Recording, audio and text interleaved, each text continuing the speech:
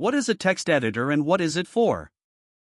Have you ever opened a document on your computer or phone and felt unsure about which program to use to write or edit? Today we'll explain this with simple examples from everyday life. What is a text editor? A text editor is a program that allows you to create, open, and modify written content on a computer or phone. It can be something very basic, like a notepad, or something complete, with formatting, image insertion, and organizational tools. Text editor versus word processor, what's the difference? The names can be confusing. Some programs work with plain text, without many features. Others allow you to create complete documents for printing, with styles, fonts, images, and tables. The latter are usually called word processors. Nowadays, the practical difference between them is smaller, because many programs already mix features. Useful daily functions.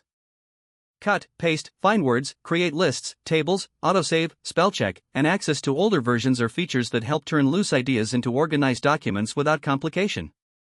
Why use it in real life? Real examples. For studying, taking notes, preparing assignments, or sharing with colleagues. For work, reports, proposals, minutes, and internal documents.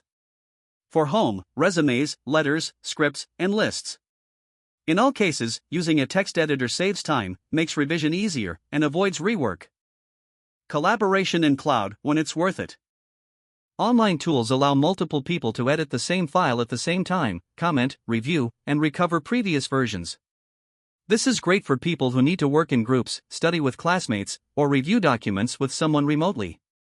If you frequently share files, the cloud is very practical. Word or Google Docs, which one to choose?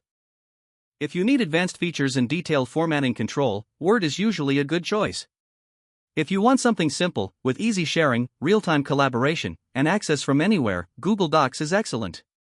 Many people use both, depending on the situation. Quick practical tips. Use clear names when saving your files. Use ready-made templates to save time. Keep backups, they can be in the cloud or on a local device. When sharing, adjust permissions to avoid unwanted edits.